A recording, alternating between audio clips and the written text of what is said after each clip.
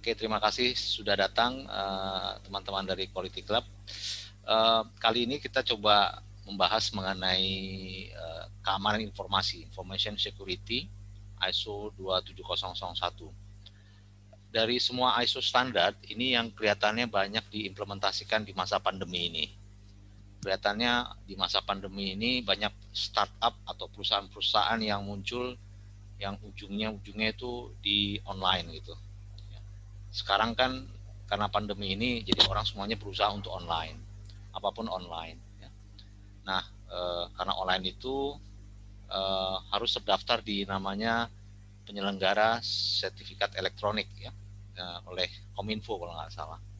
Dan kalau sudah mendapatkan salah satu persyaratannya adalah harus menerapkan ISO 27001 atau standar manajemen keamanan informasi, Information Security Management System.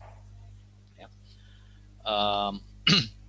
Mungkin dari Bapak-bapak, teman-teman di sini sudah ada yang menerapkan atau yang sedang dalam ongoing ya, selain dari Pak Jaya, mungkin ada yang sedang dalam penerapan di sini. Kami belum Pak, di Kebet belum. Pak Irawan di apa Pak? Bidang apa ya? Saya lupa. Saya chemical manufacturing Pak. Di Kebet Indonesia. Ya di arah Cilegon ya Pak ya. Pak. Ya. Sebentar saya coba share dulu materinya. Ini materi nanti bisa di-download ya di blog. Mari sudah saya infokan.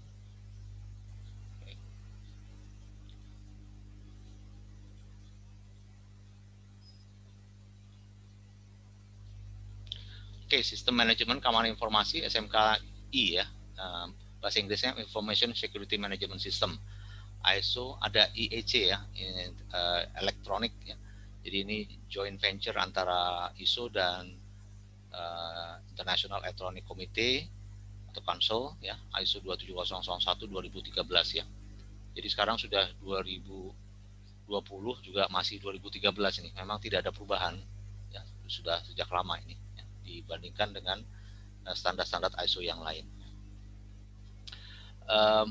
Apa itu ISO 27001 ya? Jadi ini adalah standar manajemen keamanan informasi. Dia berbasis manajemen risiko dan dirancang untuk menjamin agar dapat melindungi aset informasi dari berbagai risiko dan memberi keyakinan tingkat keamanan bagi pihak berkepentingan. Jadi keamanan informasi itu adalah tiga aspek ya, tiga aspek atau tiga hal yang penting, yaitu aspek kerahasiaan atau confidentiality, ya, keutuhan, integrity, dan ketersediaan availability ya. Kalau kita bicara ISO 9000 itu kepuasan pelanggan ya. Kalau kita bicara aspek K3 itu kita bicara namanya keselamatan kerja. Nah, kalau kita bicara ISO 27001 berarti berbicara tiga aspek tadi. Kalau kalau gampang diingat adalah CIA ya, confidentiality, integrity, dan availability. Ya. Jadi informasi dia katakan aman apabila terjaga kerahasiaannya, keutuhannya, informasi terjaga keutuhannya untuk integritasnya, dan informasi itu tersedia. Ya. Nah, tapi kita mesti tahu dulu apa itu informasi. Ya. Kita tahu informasi itu ya, contoh di sini ini stempel, ini juga satu informasi. Ya. Yang kemudian kita lihat data-data yang ada di handphone, ya, data-data yang di laptop itu juga adalah informasi. Nah, itu juga informasi juga kita sebutnya data, ya, tapi itu informasi.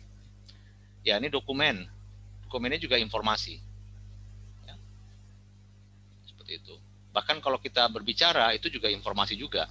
Ya. Informasi. Atau misalnya seperti apa bisnis plan itu informasi. Ya. Nah, kita bekerja setiap hari di perusahaan itu ada informasi-informasi, dan itu informasi itu harus dijaga kerahasiaannya, artinya hanya orang yang bisa mengakses informasi itu yang berwenang untuk bisa mengaksesnya. Jadi dijaga kerahasiaannya, dijaga integritasnya dan ketersediaannya. Ini yang disebut dengan informasi. Materi training ini pun, materi presentasi ini pun juga informasi juga. Ya, itu dalam bentuk dokumen. Itulah kira-kira informasi. Ya, stempel atau dia dokumen, ya, apapun pembicaraan ini, yaitu juga ada informasi. Ini semuanya adalah informasi. Nah, Ini tadi sudah saya sampaikan, keamanan informasi itu terkait dengan confidentiality, integrity, dan availability-nya. Mencapai 3 aspek ya, aspek yang menjamin kerahasiaan data atau informasi. Ada satu perusahaan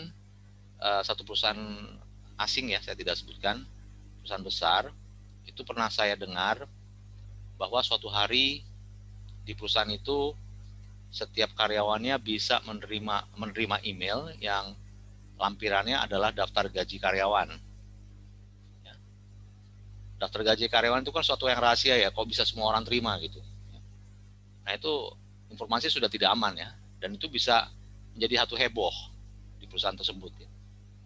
Kalau nggak salah ada juga saya dengar sampai daftar gaji ada di tempat fotokopi. Ya, mungkin kelupaan atau memang sengaja, saya nggak tahu. Ya itu juga informasi itu tidak terjaga kerahasiaannya. Ya, itu bisa membuat apa ya, bisa heboh lah ya, bahkan bisa terjadi protes dan segala macam ya. Nah itu aspek confidentiality, kerahasiaan. Jadi kita harus melindungi informasi itu dari aspek kerahasiaannya. Integritas atau keutuhan aspek itu adalah aspek yang menjamin bahwa data tidak dirubah tanpa ada izin atau pihak yang berwenang. Kita kerja di laptop mungkin kadang-kadang lupa matikan atau apa kalau kita sedang pergi ya. Kemudian ada orang merubah data dan seterusnya ya. Itu jadi kita harus menjaga juga integritas dari suatu data atau informasi tadi. Availability ya, aspek yang menjamin bahwa data akan tersedia saat dibutuhkan ya, ketersediaan informasi ya. Saya kebetulan hari Jumat mau cek, saya ada mah gitu ya, mau ke dokter. Nah, saya mau cek ke rumah sakit itu, dokternya ada apa saja. Saya telepon tapi nggak ada angkat gitu. Nah itu nggak tersedia informasinya. Jadi dari sisi availability-nya nggak tersedia. Itu yang dimaksud dengan availability, informasi tidak tersedia. Jadi sekali lagi, keamanan informasi itu adalah dikatakan informasi itu aman apabila terjaga kerahasiaannya, integritasnya, dan availability-nya. Jadi risiko terhadap, kalau kita lihat ini ada satu segitiga ya, integritas, kerahasiaan, ketersediaan. Aspek dari ini adalah fondasi daripada yang disebut namanya keamanan informasi atau information security. Kemudian risiko terhadap informasi adalah kemungkinan untuk kesempatan adanya bahaya pada organisasi yang disebabkan oleh tidak adanya kerahasiaan, integritas, dan ketersediaan. Ini yang penting ya. Jadi 3 aspek ini yang paling penting, confidentiality, integrity, dan availability. Kalau salah satu itu dilanggar, maka itu akan informasi itu akan bocor atau data bocor dan seterusnya, dan itu akan merugikan perusahaan. Ini standarnya ISO 27001 adalah Information Security Management System Requirement, standarnya dalam bahasa Inggris ya. Ada juga ISO 27000 ini keluarganya ya, ada 27000. Ini adalah vocabulary ya. Ada 27002 ya, ini yang namanya ada 114 security control ya. Jadi ISO 27001 itu menyediakan 114 security control yang nanti mungkin saya berikan sedikit overview. Kemudian ISO 27005 ya 2018. Saya kira ini masih yang lama ya. Sekarang kalau nggak salah 2015 kalau nggak salah, Information Security Management System. Tapi yang diterapkan adalah ISO 27001 ini yang sebagai persyaratannya. Ini data yang sudah agak cukup lama ya. Jadi di Indonesia itu kira-kira sekarang 130-an ya, 135 kalau nggak salah terakhir saya dengar. Jadi belum begitu banyak ya. Dibandingkan ISO 9000 sudah sampai 8000. 8000 ISO 9000, ISO 27001 baru 136 kalau nggak salah. Ya, jadi belum begitu banyak ya. Tapi sekarang ini yang akan terus terus menambah terus ya. Saya juga nggak tahu lagi ini kira-kira di seluruh dunia mungkin sudah lebih banyak lagi daripada 22.000 ya. Kalau ISO 9000 itu sekarang di dunia sudah sampai 1 juta ya. Lalu apa sih keuntungan menerapkan ISO 27001? Itu pertama ya seperti ISO yang lain ya, kita dapat meningkatkan kredibilitas organisasi. Tentu kalau kita punya standar internasional ISO, maka satu kredibilitas ya, citra perusahaan ya, menjamin bahwa perusahaan tersebut sudah aman, informasinya sudah boleh dikatakan aman ya. Kemudian memberikan jaminan kepastian adanya kontrol terkait dengan keamanan informasi, bisa juga mengurangi risiko penipuan atau kehilangan informasi ya. Kemudian menunjukkan kepatuhan pada peraturan dan hukum yang berlaku, karena ISO 27001 juga harus mematuhi peraturan perundang-undangan ya, yang terkait dengan keamanan informasi. Biasanya adalah peraturan perundang-undangan terkait dengan Kominfo ya. Ini Mbak, Bapak tadi. Oke. Ini adalah persyaratan dari ISO 27001 ya, hampir sama dengan 9000 dan standar yang lain. Jadi ini yang namanya high level structure. Jadi ada konteks organisasi, ya, ada kepemimpinan, ada perencanaan, pendukung, ya, operation, kemudian ada evaluasi. Ini adalah semua standar, semua sama, cuman nanti isi persyaratannya yang berbeda, kira-kira seperti itu. Ya. Ini ada semua hampir sama dengan kalau yang mempelajari ISO 9000, saya kira ini juga sudah familiar dengan high level structure ya. Ada konteks organisasi, kepemimpinan, itu hampir sama semuanya. Oke, nah ini yang tadi saya jelaskan yang namanya security control. Selain daripada persyaratan ini, ya, ada yang namanya lampiran atau dibilang annex ya. Annex itu maksudnya adalah 114 security control. 114 security control yang harus diterapkan ya. Sebentar, mungkin saya unmute semuanya. Ini lo punya Ade. Halo, kasih nama Mama. Ya, halo. Pak, bisa di unmute dulu, Pak. Unmute dulu. Halo. Ma. Ya. Ditelepon Mama. Halo. Mana Mama? Ya. Sama Pak Zul di mute aja, Pak Zul. Ya, sebentar ya. Pak, mohon di mute semua ya dulu. Oke, baik. Saya sekarang lanjutkan lagi.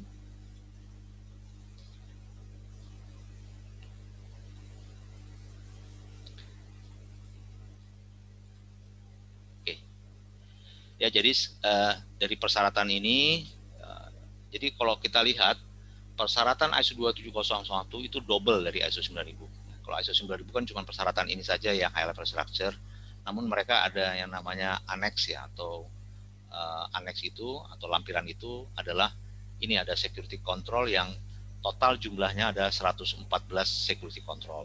Ya, cukup banyak. Jadi kalau mau menerapkan ISO 27001 ini cukup tanda kutip cukup banyak ya persyaratan yang harus diterapkan. Selain daripada persyaratan 4 sampai dengan 10 ada lagi security control tadi ini ya, kira-kira seperti itu.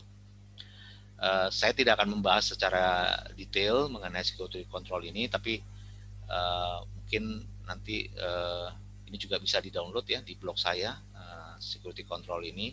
Tapi saya akan sekilas membahas satu persatu yang poin-poin penting ya, supaya nanti ada gambaran. Tapi sebelum security control di sini tetap ya kita harus punya ada semacam prosedur-prosedur, ya, konteks organisasi, ya, menentukan apa yang menjadi isu sekarang ya. Isu-isu yang sekarang ini adalah ya bahaya keamanan informasi, misalnya kaitan dengan hacking, ya, terus pencurian data. Ya. Sekarang itu banyak sekali Pak perusahaan yang saya dengar, ya, saya pernah dengar di salah satu klien saya di Kuningan, itu sekarang sudah ada modus yang modalnya seperti ini. Jadi ada karyawan seseorang yang melamar masuk ke satu perusahaan, lalu 2 minggu atau 3 minggu dia keluar lagi, tapi dibawa juga datanya, ya, data-data perusahaan dibawa juga, seperti itu. Nah itu pencurian data itu juga sekarang sudah terjadi. Kemudian juga sekarang kita tahu misalnya social engineering ya, juga itu juga terjadi di mana-mana. Kita terima email dan seterusnya, terus kita buka emailnya, ternyata email itu berisi virus sehingga data kita bisa diambil. Contoh seperti itu. Itu banyak sekali yang terjadi yang untuk data kita yang ini ya Dan belum lama ini kalau nggak salah Tokopedia ya, mungkin Bapak teman-teman bisa dengar ya, Tokopedia itu juga sampai berapa juta akun yang di hack kalau nggak salah. Tapi yang hebatnya itu nggak ada yang protes itu loh. Di Indonesia itu kalau di apapun nggak ada yang protes. Kalau di Amerika mungkin sudah marah ya, atau bahkan sudah nge-sue atau apapun. Tapi di kemarin saya dengar nggak ada yang protes atau apa gitu. Nah, itu pencurian data itu juga terjadi di mana-mana. Sekarang itu makanya saya kira teman-teman juga mungkin kalau misalnya pergi ke apa ya, ke tempat Starbucks atau apa yang kita terima wifi, saya kira saran saya sih hati-hati Pak. Kalau yang wifi yang gratis apa gratis itu ya, karena itu juga bisa masuk ke dalam handphone kita ya, seperti itu. Terus penggunaan VPN yang gratis pun juga itu berbahaya. Jadi saya kira mesti hati-hati untuk masalah keamanan informasi ini. Itulah yang terkaitkan dengan yang namanya keamanan informasi ya, dari confidentiality, integrity, dan availability. Ya. Oke, nanti kalau ada pertanyaan silakan aja dipotong ya. Ini security control yang pertama adalah mengenai kebijakan. Jadi seperti biasa kita harus punya kebijakan, kita harus punya kebijakan manajemen password, kita harus punya kebijakan untuk akses jaringan, ya itu diatur di dalam sini. Ya. Kemudian tentu kita harus punya job desk nomor 2 ya, mengenai tugas dan tanggung jawab keamanan informasi. Ya. Kalau bisa juga ada kontak-kontak dengan pihak berwenang. Ya. Di sini juga harus punya prosedur untuk bagaimana cara penanganan mobile devices ya. Mobile devices itu adalah cara penggunaan laptop ya. Laptop itu bagaimana pengelolaannya ya. Biasanya saya minta laptop-laptop yang ada di perusahaan itu karena berisi data harus dienkripsi. Dienkripsi itu artinya dijaga ya. Dienkripsi misalnya dengan BitLocker atau dengan beberapa metode enkripsi yang lain ya. Kemudian di sini ada teleworking. Saya nggak tahu nih, Bapak kan banyak kan kayak Pak Mulyantara tadi bekerja dari rumah, itu juga tetap bisa mengakses data ya Pak, server ya, data perusahaan, betul tidak? Yang sekarang lagi, ya, itu bisa, Bapak bisa, Pak. menggunakan VPN ya Pak? Iya, VPN dari kantor Pak. Betul, ya itu kan VPN itu adalah semacam terowongan ya, terowongan dari kita ke sana, jadi tidak bisa diakses oleh orang-orang dari luar itu dia. Itu namanya kita harus punya kebijakan teleworking ya. Kalau kita misalnya tidak ada VPN itu bisa diakses nanti dari luar. Seperti itu. Kemudian yang ketiga ada namanya keamanan SDM. Ya, keamanan SDM ini itu tadi ya. Jadi di bagian mungkin ada yang di bagian HR di bapak-bapak semuanya atau bapak ibu semua. Nanti harus karyawan masuk itu harus ada background verifikasi. Harus dicek verifikasinya sebelumnya kerja di mana dan seterusnya ya. Terus harus ada kontrak kerja ya, PKWT. Ternyata banyak loh perusahaan-perusahaan Indonesia yang mempekerjakan karyawan tanpa ada kontrak. Bahkan dia sudah bekerja 10 tahun. Ya, jadi harus punya kontrak jelas ya. Terus kemudian selama bekerja ya, harus punya tata cara mutasi, pemberhentian pegawai, kedisiplinan ya. Jadi saya dengar di dalam jurnal, saya baca dalam jurnal bahwa pencurian data itu sebenarnya bukan karena teknologi, tapi ya karena orangnya yang ngambil gitu. Seperti yang saya jelaskan, ada orang masuk 2 minggu keluar lagi. Ya. Itu banyak pencurian spy gitu yang untuk melakukan. Sehingga kita harus punya kontrol tata cara orang waktu mau masuk seperti apa, terus waktu dia misalnya mutasi dan sampai dengan pemberhentian ya, resign itu juga harus ada. Manajemen aset ya, semua daftar aset kita harus punya manajemen daftar aset ya, saya kira ini. Terus kemudian klasifikasi dokumen itu nanti diklasifikasi, harus ada dokumen rahasia, dokumen internal use ya, itu harus diklasifikasikan gitu. Jadi biasanya perusahaan-perusahaan yang menerapkan ISO 27001 dokumennya itu sudah ada tuh stempelnya rahasia atau confidential ya, seperti itu. Kalau Bapak pernah ke rumah sakit ya, misalnya contoh data pasien itu adalah rahasia, itu ada stempelnya gitu. Jadi confidential seperti itu. Kontrol akses, nah ini kita punya kontrol akses ya, fingerprint, misalnya bisa masuk fingerprint itu harus ada kontrolnya ya. Terus kemudian kontrol, misalnya katakan kita mau masuk ke dalam sistem aplikasi juga harus ada kontrol akses ya. Kemudian kriptografi ini maksudnya enkripsi ya. Jadi biasanya laptop itu dienkripsi. Kalau enkripsi tahu tuh, kalau yang kenal dengan IT biasanya dia menggunakan BitLocker ya untuk memastikan bahwa laptop itu harus dienkripsi. Saya yakin semua teman-teman di sini kalau laptopnya pasti ada data ya. Jadi data itu kan laptop itu kan kadang-kadang bisa dicuri ya, atau bisa curi. Jadi untuk mencegah supaya data itu tidak sampai tersebar, maka laptop kita harus dienkripsi. Kemudian ada security control, keamanan fisik. Kita juga harus membuat perimeter fisik, ada CCTV, kemudian ada APAR ya, perlindungan ancaman dari luar, keamanan aset di luar ya. Kemudian harus punya clear desk, clear screen ya. Jadi tempat kerja kita itu harus benar-benar bersih ya. Saya sering kali melihat satu tempat kerja yang ditulis pakai post-it ya. Isinya tuh password gitu loh. Mungkin saking banyaknya password dia tulis di situ. Ya, jadi harus tempat kerja itu harus clear desk, clear screen ya. Dokumen-dokumen jangan ditaruh di atas meja, tapi harus ditaruh di lemari dan terkunci ya. Khususnya dokumen-dokumen yang sifatnya rahasia. Dokumen rahasia itu apa ya? Contoh dokumen rahasia. Mungkin ada ya bisa sampaikan dokumen rahasia. Misalnya contoh daftar gaji itu dokumen rahasia, business plan itu daftar rahasia ya. Kalau prosedur itu termasuk dokumen rahasia apa tidak ya? Prosedur. Bagaimana menurut Bapak Ibu? Apakah prosedur itu masuk kategori sebagai satu dokumen rahasia? Tidak kali ya? Termasuk ya. Rahasia. Oh, rahasia Bu ya. Apa isinya kok bisa rahasia? Prosedur apa tuh? Terkadang di dalam prosedur itu ada isinya rahasia gitu ya. Oh, oke. Dari misalnya seperti spek dalam suatu produk. Oke. Oh, di dalam prosedur atau ada spek ya. Seperti di perusahaan saya kan perusahaan rokok, dia ada mungkin kandungan-kandungan yang ada di dalam rokok itu sendiri ada di dalam prosedur itu gitu. Oh, ya itu rahasia, makanya dia harus ada ada labelnya Bu ya. Ada labelnya confidence, ada. Nah, itu diminta di ISO harus ada labelnya. Kalau seandainya tidak di dalam hard copy, misalnya di Shopee, harus diberi password supaya orang tidak bisa mengakses gitu. Itu namanya untuk mencegah yang tadi C ya, confidentiality. Seperti itu. Terus kemudian dokumen rahasia itu ya, jadi harus ada pencegahannya.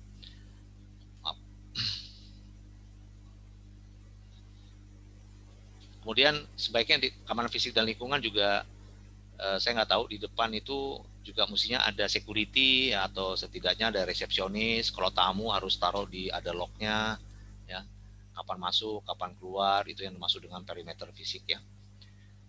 Terus kemudian keamanan kantor ya, ruang dan fasilitas. Jadi saya kira sekarang kantor-kantor juga sudah canggih pakai fingerprint ya dan seterusnya. Itu untuk mencegah keamanan fisik dan lingkungan. Kemudian yang 8, keamanan operasi, ada sistem backup ya, kita punya backup ya. Kalau data itu selama ini di backup di flash disk biasanya ya, flash disk atau di cloud ya, atau di mana ya. Kemudian malware ya, kita harus nanti setiap PC atau laptop harus punya sistem antivirus ya. Biasanya Defender ya yang sudah ada. Sistem log, sinkronisasi waktu, antivirus ya. Sekarang virusnya serem-serem loh. Bisa bahaya sekali ini ya. Keamanan komunikasi itu juga ada email ya, terus kemudian akuisisi sistem ini beberapa ya, hubungan dengan pemasok. Saya kira ini juga salah satu poin penting ya. Pemasok itu hubungannya dengan keamanan informasi adalah kadang-kadang misalnya contoh dia bekerja di perusahaan kita, dia masuk ke ruangan kerja kita ya. Yang paling gampang adalah ini. Ada nggak ya dari Bapak Ibu semuanya yang cleaning service-nya dari luar gitu. Nah, itu bayangkan aja ya, cleaning service dia kerja bekerja di ruang kantor kita. Itu dia bersih-bersih meja ya, di mana di situ ada dokumen-dokumen ya. Atau service AC itu juga kadang-kadang dari luar ya. Dia masuk ke dalam dan seterusnya, itu ya masuk dengan suppliers. Itu juga harus diperhatikan. Jadi juga harus ada kontraknya dengan supplier, harus ada NDA, perjanjian kerahasiaan informasi dengan para suppliernya, itu persyaratannya. Kemudian ada manajemen insiden, keamanan informasi. Ya, insiden itu apa? Contoh ya, kalau kita di 9.000 mungkin satu tindakan koreksi pencegahan ya. Jadi misalnya kena hack atau kena virus, itu adalah satu insiden. Kemudian ada orang masuk ke ruangan kita tanpa ada yang mengetahui, itu insiden. Ya. Mati lampu, itu insiden. Ya. Kemarin saya lihat 2 minggu yang lalu ada seorang karyawan mungkin hobi ngopi ya. Itu kopinya jatuh kena ke laptop. Ya. Sebaiknya sih kalau saya sarankan itu kalau minuman itu gelas itu pakai yang tumbler gitu ya, yang ada tutupnya gitu. Jadi kalau jatuh nggak kena ke informasi-informasi seperti kertas atau laptop. Sini ada orang IT nggak ya, Bapak? Nggak ada. Kadang-kadang tuh gara-gara laptop aja, gara-gara kena kopi aja laptop bisa rusak loh itu. Dan datanya kalau nggak salah dia nggak backup. Nah. Kemudian ini yang terakhir.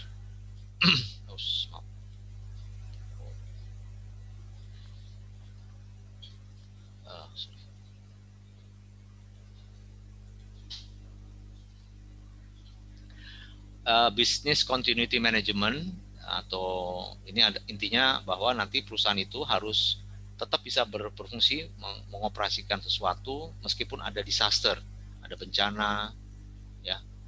Bencana itu apa sih? Yang paling umum adalah kebakaran ya. Terus gempa bumi, teroris, dan satu lagi COVID, ya itu juga bencana. Ternyata di tempat Bapak ya Pak Mulyantara dan Pak Jaya semuanya segala macam walaupun COVID tetap bisa berfungsi, berarti sudah punya sistem bisnis continuity management gitu loh. Ada loh perusahaan yang misalnya nggak datang di kantor tapi nggak jalan gitu ya. Ini saya kira semuanya yang WFA tapi tetap berjalan berarti sudah ada sistem bisnis continuity management itu. Jadi kita tetap harus berjalan. Kalau pernah ingat dulu ya, ada satu perusahaan di mana ya, saya lupa, di daerah Sudirman. Saya lupa. Jadi di kantor itu, gedung itu kebanjiran ya, sehingga karyawan tidak bisa masuk waktu banjir itu. Nah, layanannya nggak jalan, orang telepon ke perusahaan itu nggak ada yang ngangkat dan seterusnya. Nah, itu bisnis continuity manajemennya tidak ada. Jadi maksudnya bisnis continuity management adalah jika terjadi disaster ya, bukan kayak kena virus itu ya. Disaster itu biasanya cuma kebakaran, gempa bumi, atau banjir juga masuk ke itu ya, atau terorisme sekarang ya. Itu tetap servisnya tetap bisa berjalan dengan baik. Dan yang terakhir dari security control ini adalah mengenai compliance, kepatuhan terhadap undang-undangan. Kita harus mematuhi undang-undang ITE ya, undang-undang ITE ya. Itu harus dipatuhi, harus disosialisasikan undang-undang ITE itu harus apa. Kita harus mematuhi undang-undang HAKI kekayaan intelektual. Artinya software itu harus original. Jadi nanti Bapak-Bapak Ibu semua yang mau menerapkan ISO pastikan softwarenya original semua. Jangan ada lagi yang bajakan, itu nanti jadi temuan. Ya. Kalau misalnya mau bajakan, mendingan yang free aja. Nah, jadi jangan ini ya. Seperti itu. Kemudian kita harus mematuhi undang-undang perlindungan data pribadi belum ya, sebentar lagi kalau nggak salah mau di itu. Terus kemudian merek ya juga harus dipatuhi, perlindungan data dan informasi pribadi ya, dan seterusnya. Itulah yang harus nanti dari ini kalau kita hitung 14 judul tapi isinya ada 100 dari masing-masing misalnya ya, dari masing-masing satu ini nanti ada sub-subnya ya, dari masing-masing dari subnya, dan kalau kita hitung ada 114. 114 ini tidak semuanya perlu diterapkan kalau memang tidak relevan. Ya, biasanya tidak relevan itu adalah misalnya desain atau pengembangan tidak ada, itu yang mungkin boleh diabaikan. Oke.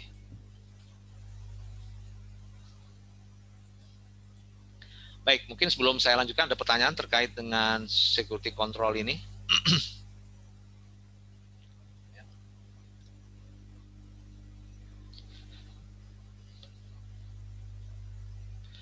yang paling berat dalam penerapan ISO 27001 ini adalah tadi ya, kaitannya dengan bahwa software kita semua harus original, karena kalau tidak original itu nanti bisa ada virus ya yang melekat dalam software itu, dan itu bisa nanti mencuri data dan seterusnya, merusak data dan seterusnya ya. Terus kemudian wajib dilakukan penetration test atau vulnerability test ya, itu juga kalau kita melakukan sendiri namanya vulnerability test, jadi melakukan pengecekan sistem IT kita, itu kalau dilakukan secara internal namanya vulnerability, kalau dilakukan oleh pihak luar itu dilakukan namanya penetration test ya. Nah, kalau dilakukan oleh pihak luar itu biayanya cukup lumayan ya. Mungkin saya dengar kemarin antara 20 juta, 30 juta untuk melakukan penetration test itu, bahkan bisa lebih ya, cukup mahal. Terus itu ya. Terus kedua, kalau kita punya data center, kita harus punya DRC-nya, disaster recovery center-nya ya. Jadi kita punya backup servernya seperti itu. Itu juga biaya juga ya. Jadi lumayan investasinya untuk menerapkan ISO 27001 ini.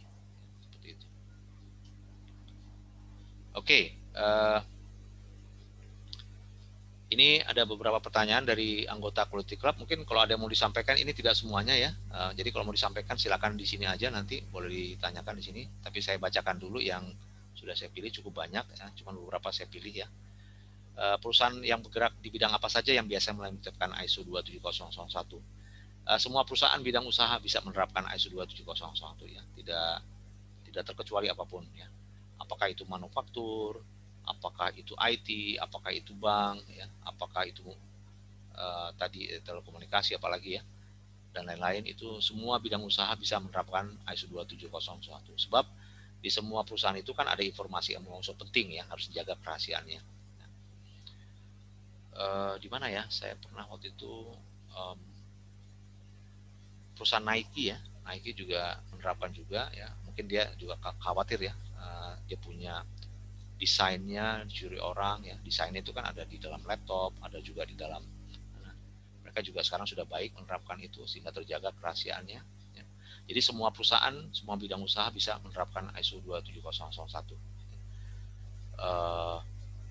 Bahkan pemerintahan pun juga sedang menerapkan ya. Saya bantu Kementerian Hukum dan HAM juga sedang menerapkan ISO 27001 ini. Tapi memang yang paling banyak adalah ya ini perusahaan-perusahaan startup, fintech ya, financial teknologi. Tahu ya fintech itu yang online, yang kita meminjam secara online. Kalau itu wajib ISO 27001-nya oleh OJK dan Kemenfo. Ya. Kemudian yang kedua, seberapa penting perusahaan harus melakukan sertifikasi ISO 27001? Jika perusahaan tersebut belum tersertifikasi ISO 27001, apakah tandanya keamanan informasi patut dipertanyakan? Tidak ya, belum tentulah. Dia menerapkan ISO 27001, belum menerapkan berarti informasi tidak aman, tidak juga sih. Ya. Saya pernah ke BCA, yang memang bank saya itu. Saya ingat waktu itu saya minta ngeprint apa. Tahu nggak? Waktu mau ngeprint aja dia mesti si operatornya itu bisa minta atasannya yang pencet apa gitu baru bisa ngeprint. Setahu saya BCA yang tempat yang saya minta itu belum ber-ISO, tapi mereka sudah untuk menjaga informasinya sudah baik ya. Artinya maksudnya tidak boleh orang sembarangan ngeprint. Jadi atasan harus tahu, jadi dia harus manggil atasannya, karena dia tidak, atasannya langsung dia pencet apa baru dia bisa ngeprint. Itu salah satu bentuk keamanan informasi ya. Jadi dan setahu saya BCA yang tempat bagian itu belum menerapkan ISO 27001. Lalu seberapa penting perusahaan harus melakukan sertifikasi? Saya kira ya tentu seperti ISO standar ISO yang lain, kalau memang sudah disyaratkan oleh pelanggan atau memang kebutuhan internal ya, saya kira itu penting ya, apalagi kalau diminta oleh pemerintah, Kominfo.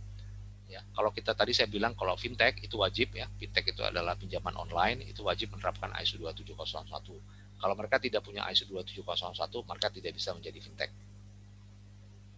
Ya. Tetapi sekarang hati-hati, banyak fintech yang ilegal, itu yang tidak ada ISO 27001-nya. Yaitu kalau nggak salah jumlahnya ada ratusan ya. Jadi kalau nggak penting-penting amat janganlah gitu. Dan fintech juga lumayan banyak sih ininya ya, bunganya ya. Yang ketiga, apakah ISO 27001 hanya cocok untuk perusahaan yang memiliki sistem IT yang telah terintegrasi?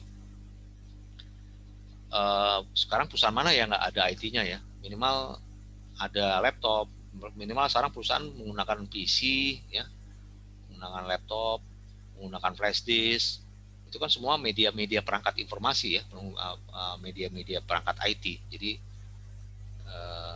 walaupun sebenarnya secara teori perusahaan yang tidak punya perangkat IT juga bisa sih ya, bisa juga menerapkan. Misalnya toko ya, toko itu kan juga ada informasi ya, informasi misalnya data keuangannya dia, data keuangan toko juga itu juga informasi yang perlu dilindungi juga. Jadi saya kira apakah hanya cocok tidak ya, jadi bisa juga untuk yang terapan. Tapi sekarang di zaman sekarang ini mana lagi yang tidak memiliki perangkat IT? Semua sudah ada. Apakah sudah ada dasar hukum penerapan ISO di 27001 di Indonesia? Sudah ada ya, peraturan pemerintah. Mohon maaf saya lupa nomor berapa ya. Jadi perusahaan BUMN, perusahaan pemerintah kalau nggak salah di berapa harus menerapkan ISO 27001. Mohon maaf saya lupa, itu peraturan pemerintah nomor berapa itu sudah adanya. Bahwa kita mewajibkan untuk menerapkan ISO 27001. 5. Seberapa jauh peran pengetahuan teknis IT dalam implementasi ISO 27001? Ya cukup lumayan ya pengetahuan teknis IT ya dalam implementasi ISO ini. Tadi seperti saya bilang, sekarang perusahaan itu sudah banyak menggunakan perangkat IT. Jadi baiknya memang orang-orang IT-nya itu juga atau misalnya orang yang membantu menerapkan ISO 27001 juga paham mengenai teknis IT. Ya, tadi saya bilang penetration test, vulnerability test itu adalah hal-hal yang teknis IT ya. Seperti di sini. Memang nggak ada nih orang IT di sini. Ada nggak ya kira-kira di yang sekarang hadir? Nggak ada sama sekali. Oke. Saya juga bukan orang IT kok. Baik, mungkin ada pertanyaan terkait ini selain dari 5 pertanyaan, silakan. Dari Irawan Pak Zul. Ya Pak Irawan, silakan Pak. Kalau dalam kaidah ISO kan kita tahu input, proses, output. Maka kalau yang seperti ini apakah memang data, proses, kemudian kerahasiaan atau gimana yang menjadi kaidahnya gitu? Ya, kalau input, proses, dan output itu tetap sama Pak, ya itu tetap dilakukan ya. Jadi dalam kita menerapkan input, proses, output ada. Tapi kita tadi dari input, proses, output itu kita memastikan 3 tadi aspek tadi, confidentiality, integrity, dan availability ya. Jadi pertama kita memastikan bahwa informasi-informasi yang beredar itu terjaga kerahasiaannya, informasinya, terjaga integritasnya dan availability-nya. Jadi input dan proses itu tetap itu sama Pak. Jadi basis proses harus dibuat. Misalnya contoh nih di bagian di bagian HR ya, bagaimana cara dia rekrutmen itu kan juga pembuatan rekrutmennya kan juga berdasarkan input dan output. Ya. Tetapi dalam pembuatan proses rekrutmen itu sudah ada ketentuannya di ISO 27001. Bisa misalnya mereka harus mempunyai satu background verifikasi, ya harus melakukan ini dan seterusnya. Jadi tetap Pak Irawan ya harus ada input dan outputnya seperti itu. Bapak menerapkan ISO 9000 ya Pak ya? Betul Mas, betul. Iya. Itu saya kira di input output semuanya di semua standar memang diterapkan Pak, input, proses dan outputnya. Jadi baik di ISO 9000, 14000, ISO 45001 itu juga menerapkan ya semuanya, termasuk juga ISO 27. Kalau konsep itu tidak berubah Pak. Yang berbeda adalah kalau di ISO 9000 mengenai kepuasan pelanggan, kalau di ISO 27001 mengenai tadi CIA tadi ya, confidentiality, integrity, dan availability. Kira-kira itu. Oke, silakan yang lain mungkin kalau ada pertanyaan. Setidaknya bisa ada pemahaman lah ya, atau setidaknya ada pengenalan mengenai ISO 27001, karena ini sekarang cukup tren ya, cukup tren untuk ini karena itu tadi banyak sekali perusahaan-perusahaan yang karena pandemi ini beralih ke digital ya. Jadi makin ke digital, makin data itu juga makin riskan, kelihatannya seperti itu. Ya, Assalamualaikum Pak Zul. Waalaikumsalam Pak Wahid ya. Iya Pak, izin bertanya Pak, Ya. di tempat saya ada beberapa informasi yang kita coba kendalikan melibatkan pihak ketiga, Pak. Ya. Ya, nah kalau misalnya menggunakan sistem manajemen mutu kan biasanya kita menggunakan beberapa parameter sebagai seleksi vendor ya, Pak. Iya, betul, Pak.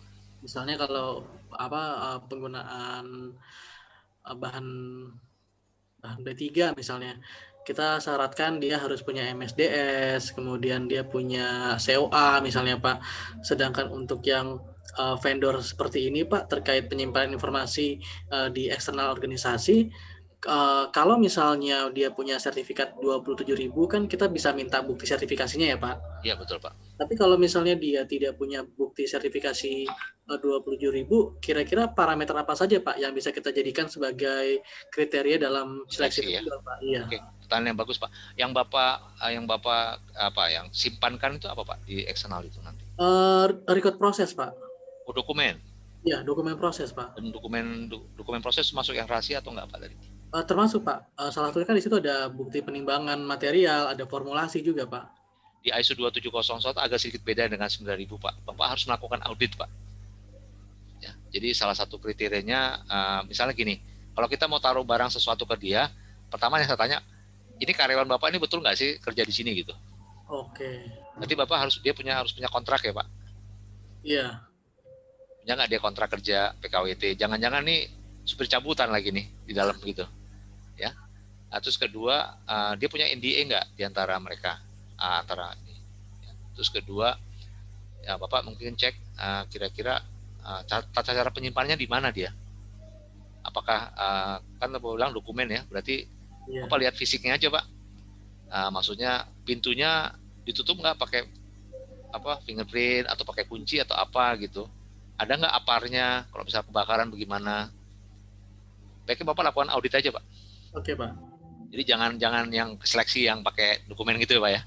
Iya, Datang ke sana, bawakan checklist. Tadi pertama adalah apakah karyawannya betul karyawan di situ, artinya ada punya kontrak kerja, apakah punya NDA di situ, pertama ya. Terus kedua, mungkin Bapak perhatikan fisiknya. Mungkin Bapak ketok-ketoknya ini dinding atau apa nih gitu. Kalau misalnya kalau triplek, Pak. Triplek kali. Ya, Pak, saya pernah ke data center, ada customer gitu dia ketok-ketok gitu, Pak. Ini apaan nih gitu ya. Terus dia lihat luarnya ya. Terus bagaimana pengamannya, ada nggak security? Terus bagaimana sistem terima tamunya dia? Kan kita mau istilahnya mau taruh emas ya, Pak ya. Dokumen rahasia itu kan emas ya, Pak. Ya kan Bapak juga mesti pastikan. Kira-kira gitu, Pak. Jadi nanti Bapak tentukan aja yang ya Bapak tahulah apa yang mesti dicek. Itu ada best practice-nya nggak, Pak, untuk auditnya berapa setahun sekali atau gimana, Pak? Kalau di ISO sih ya biasa minimal setahun sekali ya, Pak. Itu ya. Kalau seperti itu, kalau data center itu nanti diperiksa apakah ada CCTV-nya, ya tadi samalah, Bapak ada CCTV-nya apa tidak. Ya.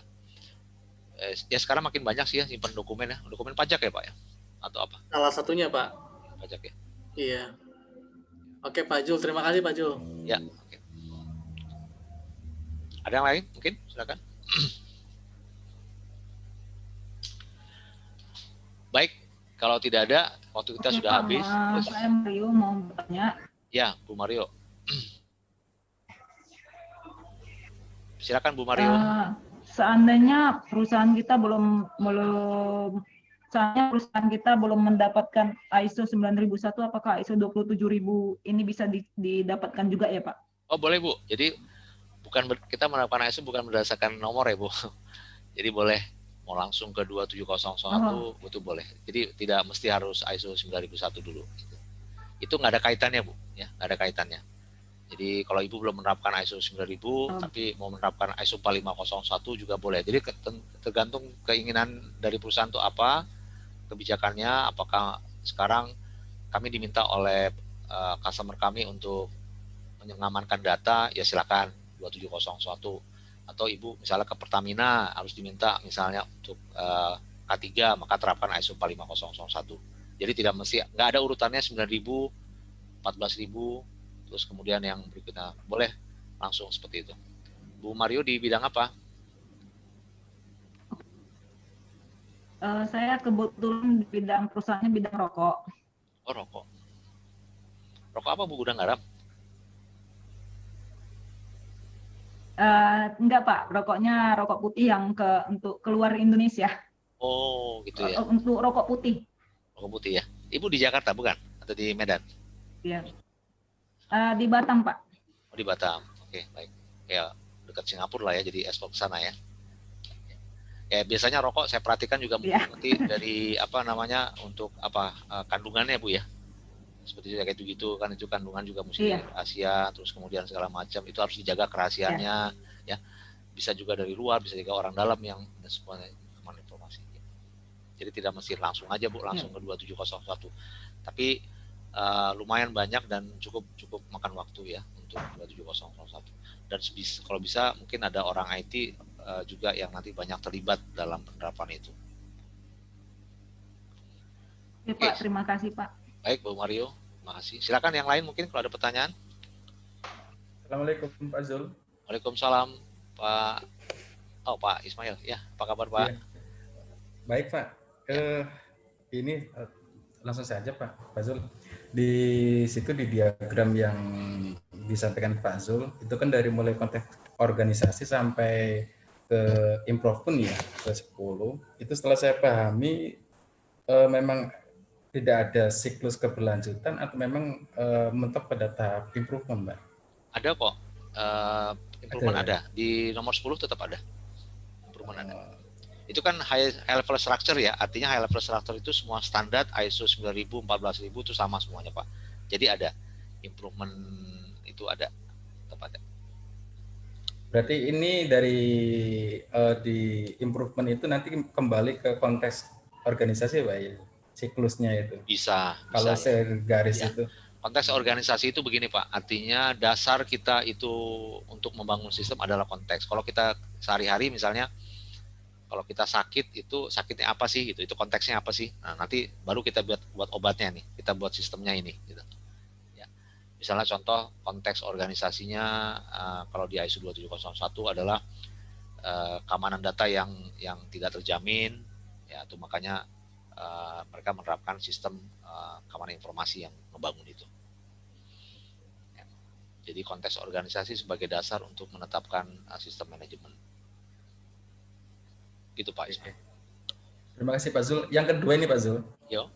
Yang kedua, ini kan kebetulan di perguruan tinggi kami kan ada prodi sistem informasi dan prodi teknologi informasi nih. Saya minta sarannya Pak Zul ini, apa diharuskan memang untuk menerapkan ISO 27001 ini?